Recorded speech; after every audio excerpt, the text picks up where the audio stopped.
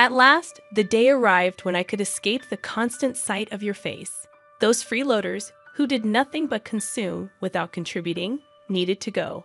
They should be grateful for the charity they've received all this time. Understood, I declared. I won't be coming back. Thank you for everything until now. Swiftly, I gathered my essentials and bid farewell to the place I had called my in-laws' home for many years. As I left, my mother-in-law wore a satisfied expression, relishing my departure. However, only I harbored a certain poignant truth. My name is Sarah. I'm 32 years old and work remotely from home. Married to Alan for 5 years, our marital bliss took a turn in our 4th year when Alan's previously robust father fell ill, necessitating our presence and care. Initially resistant to the idea of living with my in-laws, I acquiesced due to Alan being their sole source of familial support. Despite contemplating quitting my job for his care, my company permitted me to continue working remotely, considering my past performance. The complications with my in-laws began immediately, familiarizing me with the notorious mother-in-law and daughter-in-law dynamic. Sarah, hurry up and tend to the cooking and cleaning. How long will you be lazy, avoiding your household duties? Scolded my mother-in-law. I'm working right now. What are you talking about? I'm always clicking away on the computer, I retorted.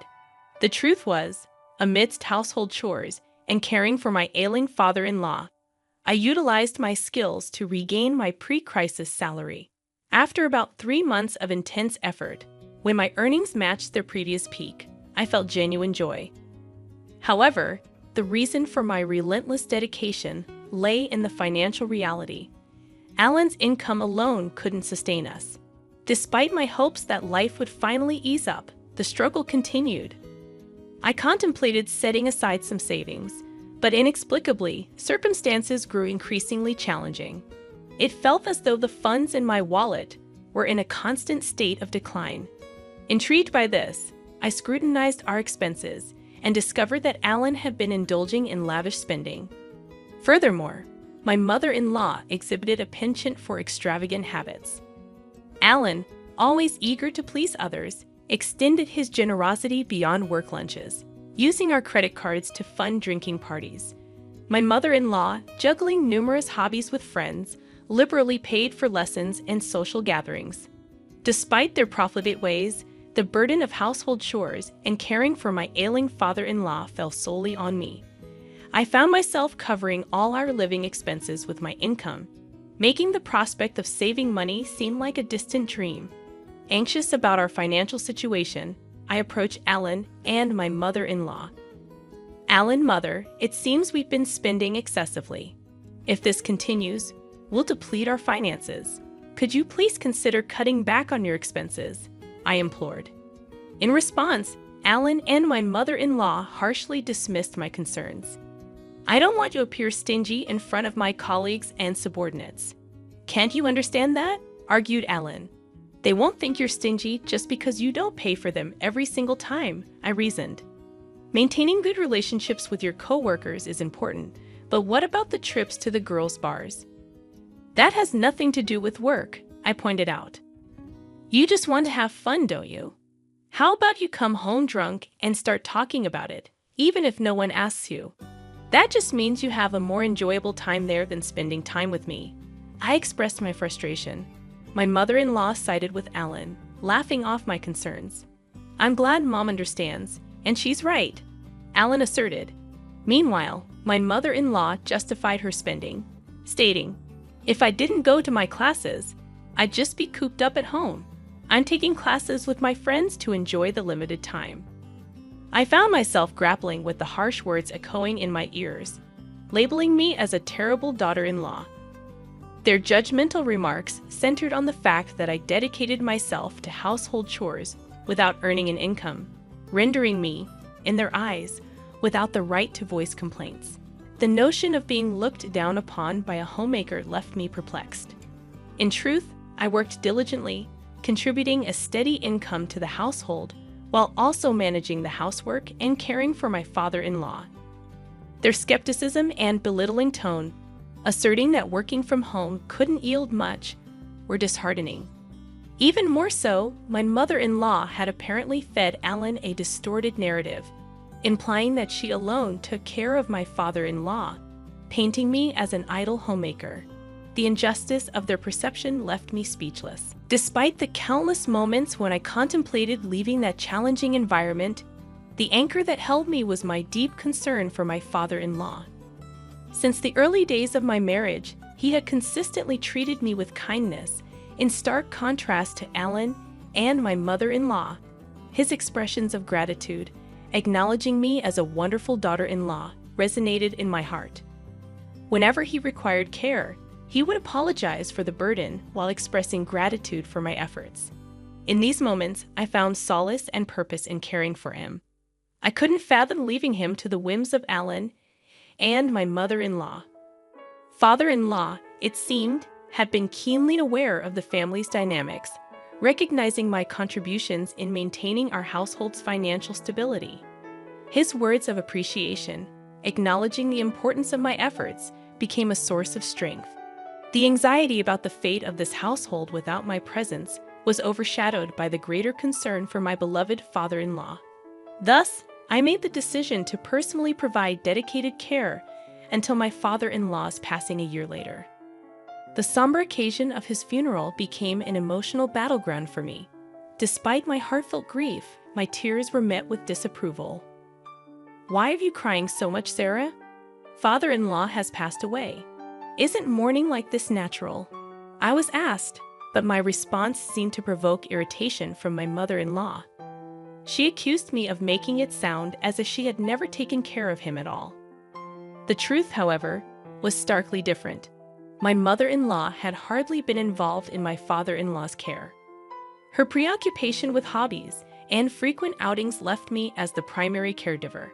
Despite my efforts, she portrayed herself as the oppressed and pitiful mother-in-law to outsiders, painting me as the cruel daughter-in-law. In the eyes of relatives, it seemed as though I was being too harsh on my mother-in-law. Even in the midst of mourning, I found myself criticized by those who understood little of the dynamics. Frustrated, I chose to distance myself from the relatives. However, this move did not go unnoticed by Ellen, who approached me with complaints. "You embarrassed Mom in front of everyone," he accused. "That doesn't make any sense.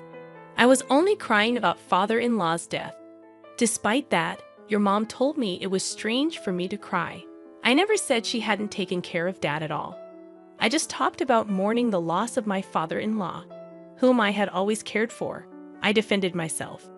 In the escalating argument, Ellen accused me of insulting his mother and suggested that if it bothered me so much, I should have cared for his father myself. The clash intensified, prompting the intervention of relatives who finally put an end to our quarrel. Following that incident, I maintained complete silence with my husband. After the funeral proceedings concluded, a lawyer arrived to discuss the inheritance. The lawyer began, "I'd like to discuss the contents of the will regarding your late father's estate. Firstly, to the wife and daughter-in-law Sarah, he's left half of his cash to each of you. To his son Ellen, he's left ownership of the family land and home." My mother-in-law questioned, "What if Alan gets the land and the house? Doesn't that mean all the other assets go to the wife? Why is Sarah receiving an inheritance? She's not related by blood." The lawyer responded, "Your husband was deeply grateful to Sarah for the dedicated care she gave him. He wanted to express his gratitude by giving her part of the inheritance. This decision cannot be changed." Unable to accept this, my mother-in-law accused, "I can't believe it. You were caring for him just to get the inheritance, weren't you?" I defended myself, explaining, "I had a good relationship with my father-in-law since I got married. I took care of him to express my gratitude." My mother-in-law continued with her accusations, suggesting it was psychological abuse.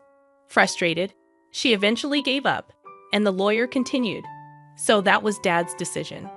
It's gratitude for Sarah's caring, right? If that's the case, then we have no choice but to follow it. May I continue?" As the lawyer proceeded, my mother-in-law's discontented expression turned into a smile, and she exclaimed, "Yes, that's great. I understand. Confused, my husband questioned her. What do you mean? But my mother-in-law seemed pleased and explained, now that Dad's living is over, it's no longer necessary to rely on Sarah. Her inheritance is nothing more than severance pay. We don't need her in this house anymore. My mother-in-law had misunderstood my father-in-law's will, just as he had intended. In truth, he had discussed this plan with me before his passing. He wanted me to be free from the constraints of this house after his demise. Using the will, he cleverly deceived my husband and mother-in-law, making it seem natural for me to leave, just as he had planned. My mother-in-law, misinterpreting my father-in-law's intentions, saw the will as an opportunity to eject me from the family, concealing my actual desire to leave. I responded to her shock by saying, "Father-in-law, why would you treat me like this? Even to Dad, I was just someone taking care of him. Ellen, you can't understand Sarah anymore, right? Why don't you just divorce her?" Looking at Ellen with tearful eyes, I pleaded, and after contemplating for a moment, he agreed. You know what? Let's get a divorce. I've inherited the family home and land, and Mom got some money too. There's no longer any need to worry about living, so there's no problem if Sarah goes. What do you mean by that? Just what I said. I feel bad for asking, but could you leave our house and agree to the divorce? Understanding that there was no place for me there anymore, I agreed. Understood. I guess there's no place for me here anymore. With a hint of restraint, I retrieved a document from the drawer and handed it to my husband. It was a notice of filing for divorce, prepared after our previous argument. My husband promptly signed it, expressing, "Finally, I don't have to deal with you anymore. A non-working freeloader should just get out. You should be grateful for us having put up with you, a total freeloader. Is that so? Okay, I understand. I'll leave. Thank you for things up to now." As I left, my mother-in-law appeared elated, unaware of what would transpire in the future of their house. Once out of their home, I wasted no time and immediately submitted the divorce notice to the city hall. Arriving at the apartment I had rented in advance, the spacious room echoed with my joy as I exclaimed, "Finally, I can be by myself. This is great." I felt overwhelmed with joy to be liberated from a challenging marriage.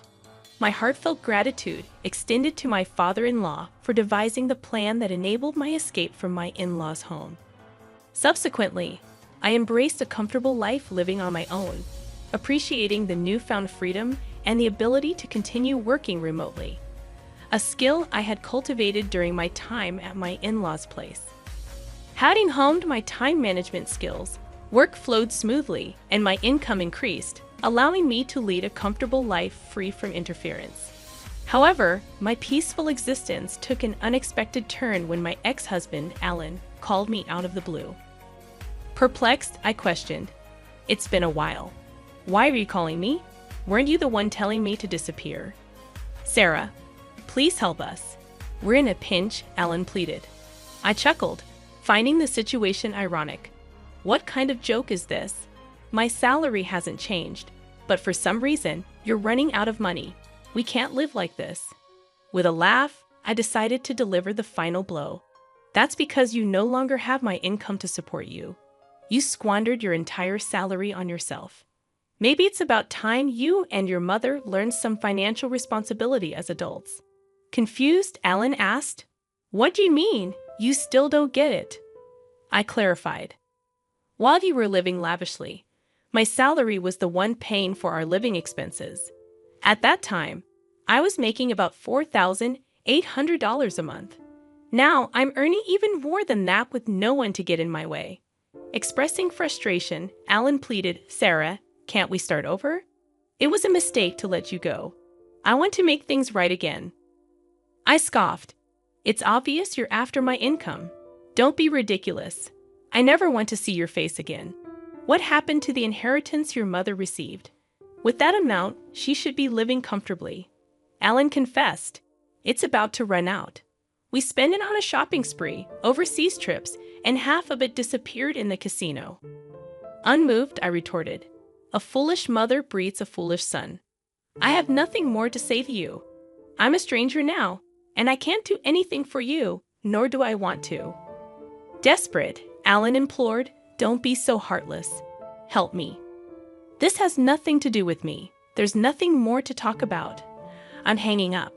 "Don't call me again," I declared before ending the call and promptly canceling the contract for the mobile phone I was using. A year later, passing by my mother-in-law's house, I discovered it had become an empty lot, likely sold due to financial struggles. Unperturbed, I continued with my newfound spare time, attending a wine class I had long been interested in. There, I met a man 2 years my senior who took me seriously. After a year and a half of dating, we got married. He is the ace of a well-known company, humble despite his high salary, with a warm and wonderful character. We respect each other's careers, leading to a fulfilling married life. Reflecting on these changes, I can't help but feel that this retribution was, in a way, a gift from my father-in-law.